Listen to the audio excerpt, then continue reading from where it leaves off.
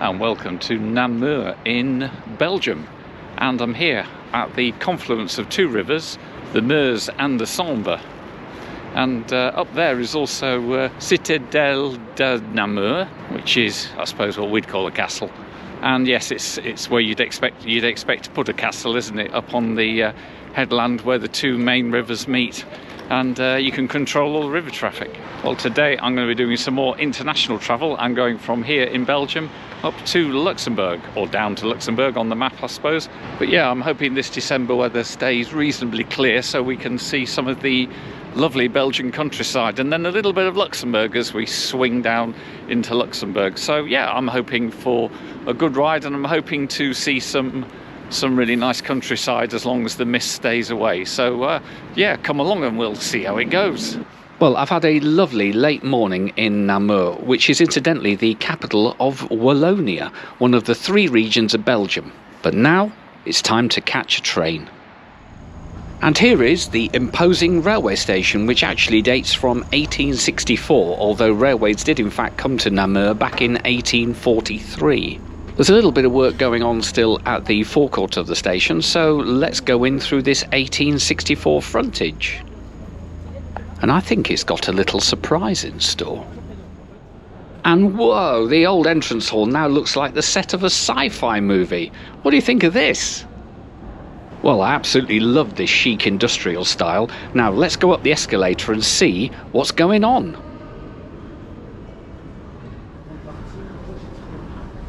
Now it all becomes clear. The old station actually has a brand new station built right behind it. Well, this is shiny and new. Very new, in fact. I understand it was all inaugurated as recently as March 2023. But let's keep going up, because I think the real fun is going to be had at the rooftop bus station. And yes, what truly amazing space this is. It's surely one of the coolest bus stations you will find anywhere. And what an amazing light, even on such a dull day. And also, what phenomenal proportions. Well, I don't know what I expected, but I didn't expect this. I am literally gobsmacked. And then look at these gaps in the floor. They are skylights down to the railway station areas below, and those angular forms really are so pleasing. So I think it's time to let ourselves be drawn down those stairs to see what other delights are to be found.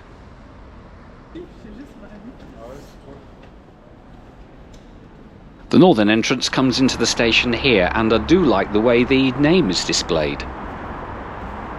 And stepping back inside, we can really appreciate those angular light wells that create shapes with light. Oh, and there's also a handy supermarket to buy lunch, and that's pretty good because I reckon there's no catering on my train today. Right, well, my train's on the board, so let's go down to the platform level. Down on the tracks we can enjoy a Class 77 diesel loco, which is idling away the afternoon. But the platforms themselves, well, they're at best functional. Out at the eastern end there's a much better view of the station name emblazoned on the concourse. And there's also a chance to watch the buses going up and down their ramp to the rooftop. Anyway, that's enough faffing. My train is due now. And the train today is hauled by an SNCB Class 13 dual-voltage electric locomotive, which was built by Alstom in 2001, and it's trailing a set of push-pull coaches. But first class appears to be at the rear. Well, this looks very retro, but it does look comfortable, and there's also a very cute dog. Right, this bank of two will do me, even though they are rear-facing. And while I settle in, it's time to look at the route. Once out of Namur Station, we'll cross the River Meuse and head on southeast to Ciney. Beyond Ciney, we'll climb up alongside the River Lannion before coming down the other side into Maulnois. Then we head down the valley of Loam to Rochefort-Jumel before climbing once again alongside La Lomme to Libremont. And from there we'll slowly come back down again through Marbella to our last stop in Belgium at Arlon. Then it's across the border to arrive into Luxembourg Station from the south. Today's ride will be 165 kilometres or 103 miles, and it will take just over 2 hours, giving an average speed of 81 kilometres per hour or 51 miles per hour, which is actually not bad across this terrain.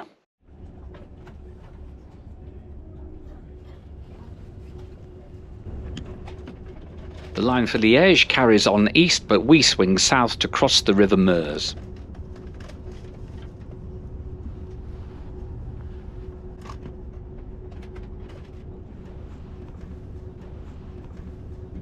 Right, so before the countryside gets more interesting, let's do a quick seat tour. Legroom is just fine for first class, and as often in Europe, we are treated to a footrest. The blue of the tray table is a bit retro, but it's large and sturdy for sure. And there's also the customary mini bin.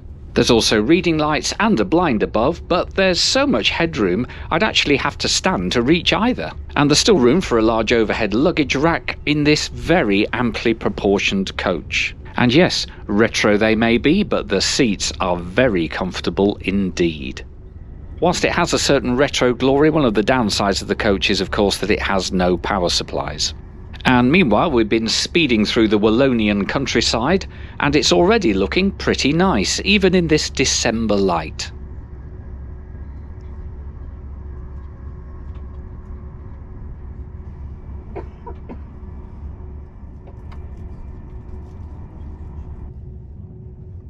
And after about 50 minutes, the train rolls into Ciney.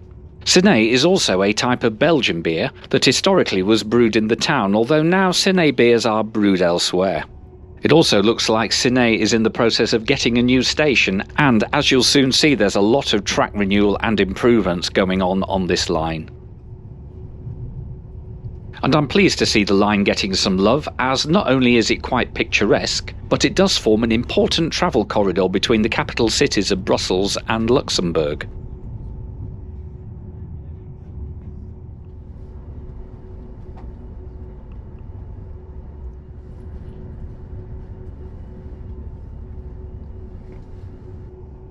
As we approach Mallois, we are joined by the line coming down from Liège. And we are now in the Wallonian province of Luxembourg, or Belgian Luxembourg as it's also called, to help people like me getting confused, I guess.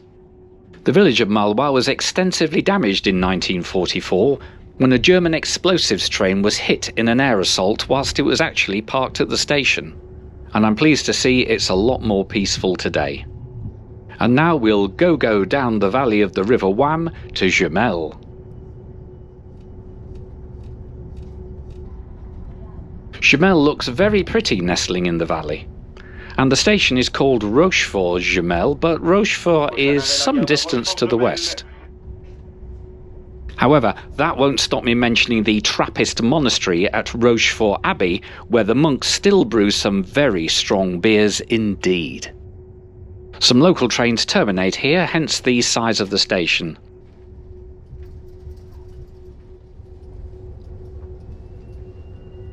And we are now going to leave La Wam and pick up La Lomme for the next climb up a river valley.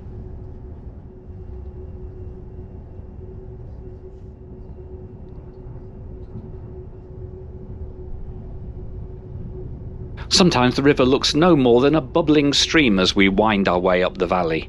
This really is a beautiful section of line with the river running below under the trees.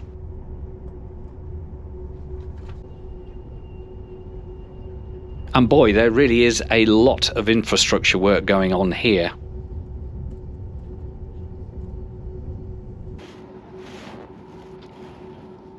And as we cross the N89, it marks our entry into Libremont.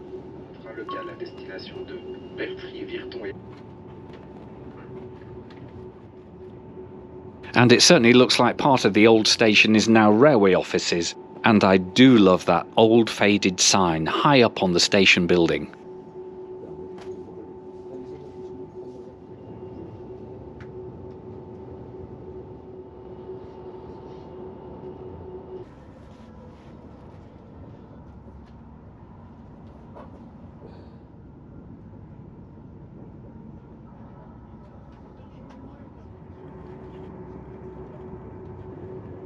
I must say that church overlooking the valley at Neufchâteau is very beautiful indeed. Line speed here is 150 kilometers per hour, so the countryside goes past at a decent lick. And it's definitely moving from upland forest to a more rolling farmland. And we get the odd glimpse of La Mellier once or twice, but it's usually on the other side of the train.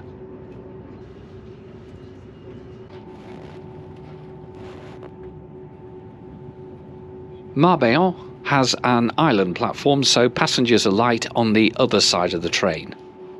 Now, Wikipedia says the town only has 1,000 residents, so I think it's doing pretty well to have this Brussels to Luxembourg IC train stopping here.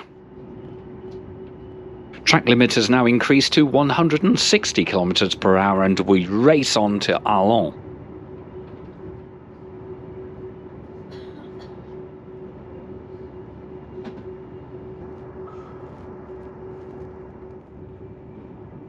A large part of the old freight yards at Stockholm have now been turned over to being a bank of photo cells.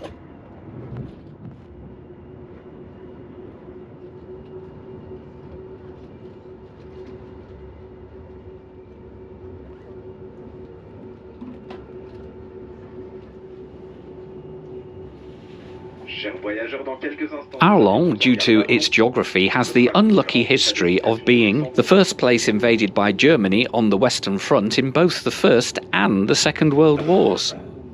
But nowadays its proximity to Luxembourg makes it a very attractive satellite town where people can commute daily into the city, without, I suppose, having to pay Luxembourg house prices. I do understand that quite well, as my hotel accommodation in Luxembourg was definitely quite expensive. As you might expect, being on the border, there is also an SNCB train care depot here.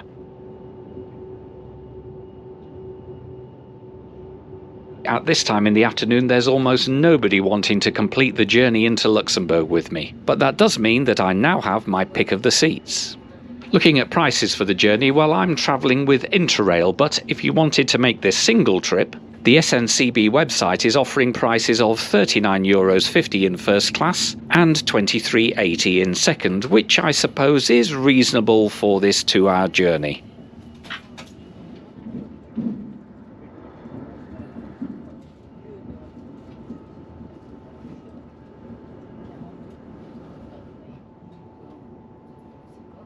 The sight of the CFL livery is a good clue we are now approaching Luxembourg and journey's end. The train terminates here and will form the return working in about 20 minutes at 15:11. So we have a bit of time to take a quick look at second class while it's empty. And you know, the seats are almost as good as first class, although there's no central armrest and you are packed into a 2+2 configuration, although, judging by the window alignment, legroom is identical. So that's it, a comfortable and smooth run through some lovely Belgian countryside from a very interesting station at Namur.